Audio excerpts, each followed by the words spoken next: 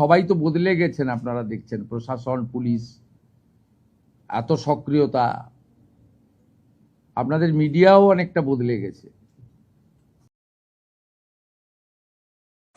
আমরা বাইরে মিডিয়াকে যে কথাগুলো বলি, আমি সাংবাদিকদের দোষ দিতে চাই না, কিন্তু এখন সাংবাদিকরা তো মিডিয়া কন্ট্রোল করে না, বিজেপি টোটালটা কন্ট্রোল করে এবং তাদের মালিকদের দিয়ে।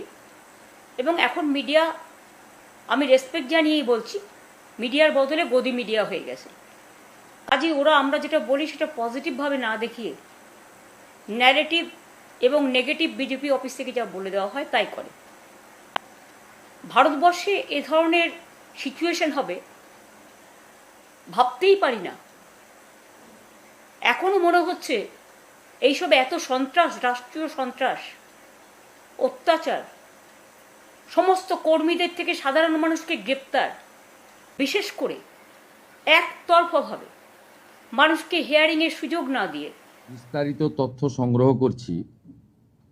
আমি এর আগে ওই রাকিবুল শেখের কথা বলেছিলাম। এই কেসে অনেক বড় পর্দা ফাঁস হয়েছে। Baharampur PS case number 843/2026। এখানে এখনো পর্যন্ত 22টা ফলস অ্যাকাউন্ট পাওয়া গেছে, যেখান থেকে মহিলারা নয়, পুরুষরা লক্ষ্মীর ভাণ্ডারের টাকা নিচ্ছে এবং এটা অনেক বড় সংখ্যা হবে। এবং এটা আরো আমরা তদন্তের গতি পুলিশকে বাড়াতে বলেছি। 22টা অ্যাকাউন্টের মধ্যে 1 account is linked to Rakibul Sheikh. 15টা অ্যাকাউন্ট পাওয়া গেছে মুস্তাফিজুর রহমান এবং তার স্ত্রী তুহিনা। এরা 15টা অ্যাকাউন্ট চালাচ্ছেন লক্ষ্মীর ভাণ্ডারে। 6টা অ্যাকাউন্ট পাওয়া গেছে তারিকুল রহমানের। যারা 12 পাতা, 16 পাতা, 18 পাতা করছেন, এই রিজেক্টেড, জনগণের দ্বারা রিজেক্টেড নেতা এবং তাদের দলের লোকেদের বলবো যে এই সংখ্যাটা কত হবে আমরা জানি না। তারা লক্ষ্মীর ভাণ্ডার লুট করেছেন, সেটা আমরা পেয়েছি। আমরা কাউকে ছাড়বো না। আমি ডিজিপিকে বলেছি সিট গঠন করতে, এবং যেহেতু মানিটারি ডিফলকেশন আছে, মানি লন্ডারিংয়েও এদের কেসকে ট্রান্সফার করার জন্য আমরা ডাইরেকশন দিয়েছি। আমরা কত হাজার কোটি টাকা, আপনাদের জনগণের টাকা কিভাবে এরা লুট করেছে, এই লুটেরাদের পার্টি, এটা তার প্রমাণ। বিজেপি কর্মী সমর্থকদের অনুরোধ করব, কোথাও আইন হাতে তুলে নেওয়ার দরকার নেই।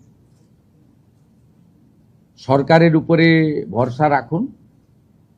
বহু জায়গায় এমএলএ, এমপি, কাউন্সিলর, চেয়ারম্যানদের অফিস থেকে সরকারি মাল উদ্ধার হচ্ছে। এগুলো পুলিশকে উদ্ধার করতে দিন।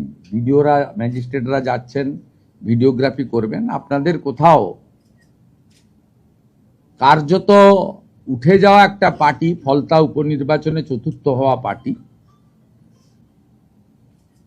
তাদের লোকেদেরকে কোনো রকম ভাবে আইন হাতে তুলে নিয়ে বা বিক্ষোভ দেখিয়ে, সব বিক্ষোভেই কোথাও ডাইরেক্টলি পলিটিক্যাল পার্টি যুক্ত নয়, জনরোষে হচ্ছে, আমরা জানি এটা।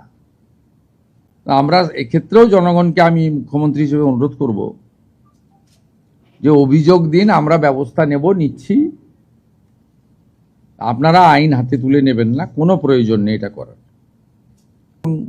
সবাই তো বদলে গেছেন, আপনারা দেখছেন প্রশাসন, পুলিশ, এত সক্রিয়তা, আপনাদের মিডিয়াও অনেকটা বদলে গেছে। এই বদলটাই মানুষ চেয়েছিলেন, শুধু